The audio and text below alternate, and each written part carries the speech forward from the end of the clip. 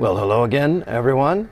This video blog is coming to you from Adyar this time, where our 141st International Convention has just come to a close. It's been a very, very busy time. Add to the busyness that's natural to every convention, we had the additional fact of a cyclone, what we would call in the Western world a hurricane. So Cyclone Varda came and really did a great deal of damage, not just to Chennai, but also to our campus here at the Theosophical Society. So I'll be able to show you some pictures of that. But in spite of all of that, the convention went on. It's really rather remarkable, the effort that was put in to make it possible, as there were institutions all around us who are yet to recover from the cyclone. But many of the people here say that it points to the fact that we have hidden support in these things. So we want to show you some things from this convention. It was a very, very good one. This year, as in past years, we have included members from our sister theosophical organizations, this time from the United Lodge of Theosophists, the ULT, and also from the Point Loma group in The Hague, the Netherlands. Very top quality presentations and good links that we have been able to form with these other groups. Also, as many of you know, for the last 3 years we have been live streaming the convention. So around the world, probably about 1,000 of you have tuned in to the convention as it was happening. All of those talks, everything that has been recorded is available online at our website as well. But during the course of this blog, would like to perhaps show you some of the things that go on behind the scenes, some of the things that escape the video camera. It's a wonderful occasion to have 1,000 people together, and naturally there are a lot of different interactions that take place. Friendships of a lifetime are often formed here. So for those of you who have not been able to attend, and even for those of you who were here this year, want to share some of these views from behind the scenes, so you can really get a feel of this place and the life that is here, particularly during the course of the convention. So I do hope you enjoy. For our Christmas party, my little executive assistant, Ellie, and I addressed some Christmas cards to the staff. And then it was time for our annual Christmas party for volunteers and staff alike, during which we take the lunchtime and just get together. Our National Secretary, David Bruce, was Master of Ceremonies and, as always, was in fine form. We had stories. My wife Lily, the twins, Jack and Tom, and Bon also did some stories. And we also had an opportunity to hear some songs from the kids at our prairie school of DuPage. December is a time for love. December is a time for lots of snow. December is a time for love. And of course, for the kids and staff alike, there was great anticipation for Santa Claus's arrival. And arrive he did. And of course, for the little ones, it was a joyous occasion. They had a chance to interact with everybody, and the staff also loved seeing Santa Claus once again.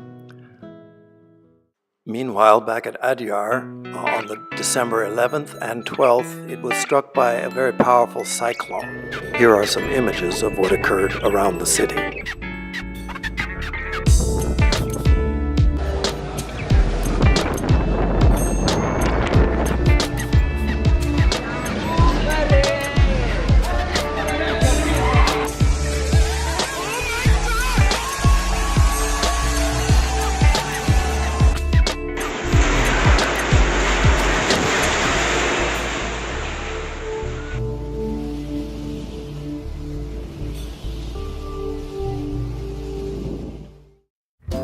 Our Adyar campus was severely affected by this cyclone. Trees, old trees, many of them were downed, they were snapped. The work that was done preparing the buildings for the convention, a lot of that had become undone. And so it was a matter of a rapid effort to try and clear away the debris. Remarkably, the staff, volunteers from outside came together so that the event was able to go on just as scheduled, beginning with our General Council meeting, which takes place on the 30th of December. It was held in the library room where we have been meeting for the last 3 years, adorned by the beautiful photos of the Adyar campus by Dr. Chandrasekhar. We had a presentation from the Ukraine. We had a second General Council meeting that thought in terms of planning for the future propagation of Theosophical teachings. Then it was on to the convention. As is customary, this year we had about 900 people register for the convention, probably about over 1,000 people in actual attendance. The temporary roof was put up.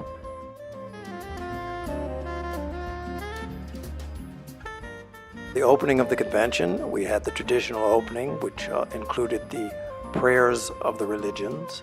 All of the General Council members were on stage, along with other representatives from different nations.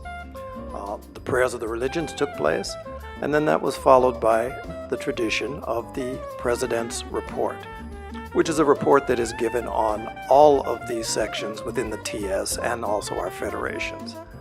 Generally, in the past, it has been something that has been 45 minutes to an hour of the President reading from a page. This year, tried to do it a little bit differently. So instead of doing it just reading, developed it into a movie and presented. So here's a clip from the first part of the 45+ minute presentation so you can get an idea.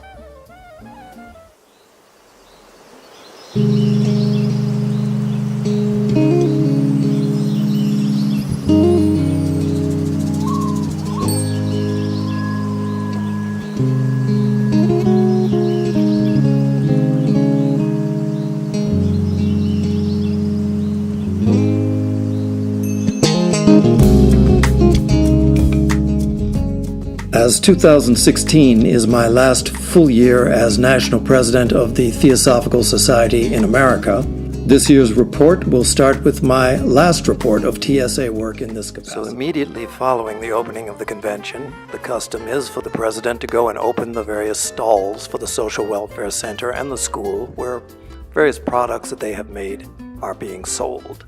I go and cut the ribbon and make the first purchases, and then of course the members, the delegates at the convention follow. The afternoon on the first day is always a reception for our delegates. This year handled quite beautifully by my wife and a team of people who worked with her. This year, the group from Karnataka did all of the catering for the event, as well as the Indian kitchen in Bhojansala. We'll show you more about that. But it's a time for people to get together. The children from the school came and sang us a nice song, and to have conversations prior to the actual events which will be proceeding during the convention. It's always a wonderful array of people who are gathered. People from all around the world have a chance to get together and to share some food and some talk before the actual programs open. A couple of different things we did this year. One of which we'd been trying to put in place, but this year it finally happened. It's a lot of walking that's involved. Adyar campus is quite large, and some of our members are getting on in years. And so this year we had two vans that were there, and they shuttled people to and from programs throughout the day, something that was very, very well received. Buses were designed to seat about 12 people. If you ever had less than 20, it was surprising, but it's something that made a big difference to many of our members. New Year's Eve came, and many of us got together at Leadbeater Chambers in the kitchen area. We were doing the preparations with lights and food and sweets for an evening of song and celebration together, which took place and culminated in a bonfire. This year we couldn't go out to the scout camp because the damage from the trees were still there, so we had a different location. Well enjoyed, well received by all, drinking tea and singing songs into the wee hours of the night.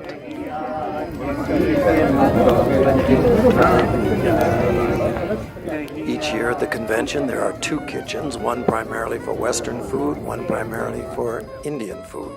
This year the Bhojansala kitchen was taken over and developed by our Karnataka Federation.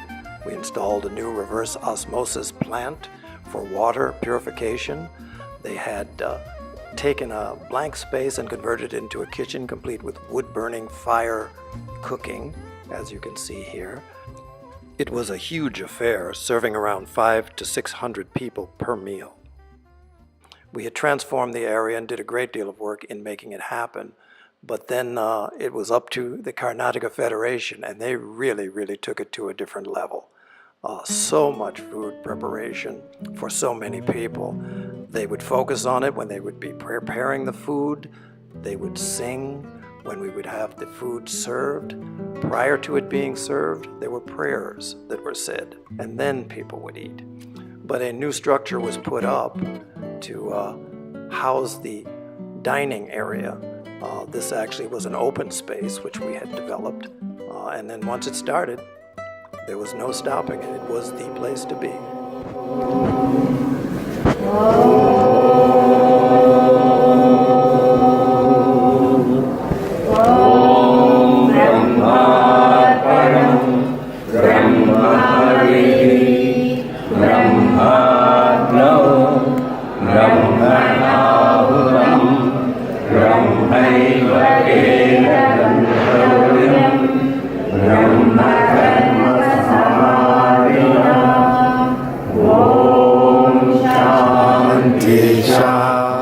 In addition to bringing the kitchen back to Bhojansala, we also revisited another tradition of the cool corner, where ice creams were sold by younger people, and that became the place to be as well. Deep into the night, people would be buying ice cream and talking together. The Indian Convention takes place within the International Convention, and it's my role to inaugurate that from year to year. This year, the leadership of the Indian section changed hands from Mr. Sundaram on the right to Mr. Gohil on the left, two very capable men.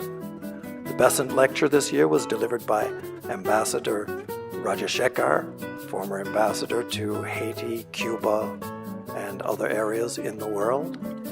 This year's Theosophy Science Lecture on Beyond the Brain, the Unifying Force of Consciousness was presented by Dr. Sangita Menon and was absolutely exceptional. It's online at the TS Adyar site, worth listening to. Our other lecturers included Linda Oliveira from Australia, Professor R.C. Tampi, and we also had the United Lodge of Theosophists, represented by Carolyn Dorrance, and the Point Loma group of The Hague by Baron Vorham.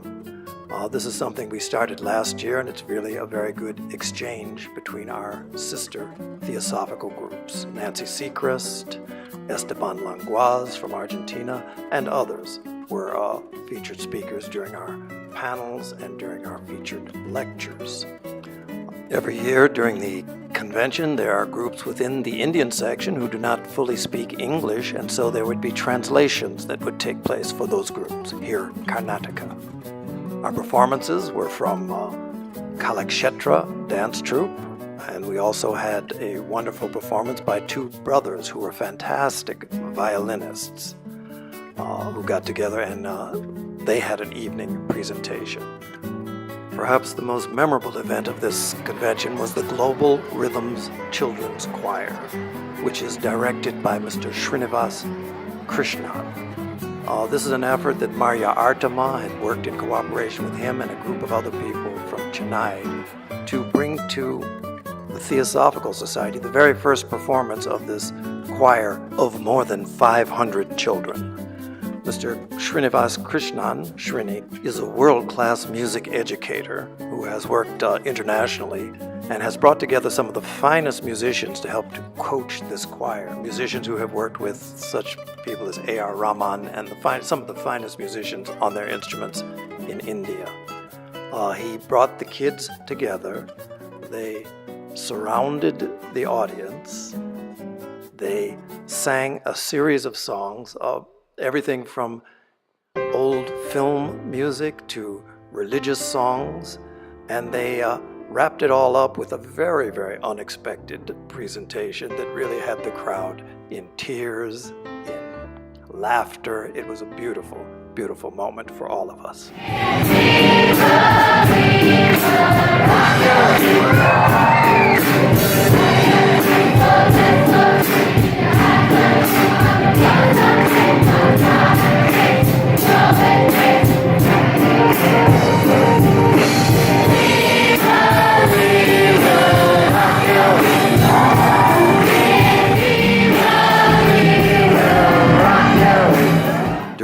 course of the convention, there are a number of things that go on. I met with a group from the Ukraine who presented a medal related to HPB and their work in the Ukraine.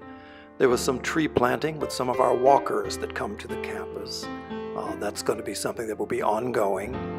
And then we have the new members meeting, which always takes place immediately after the closing, where we have a chance to talk to and greet members who have just joined during this convention. So as with every year, all good things do come to an end. We came together, 1,000 of us, and we must part, hopefully inspired, hopefully filled with something that can actually go out into this world as a source of good, as a source of blessing to a family of humanity so much in need.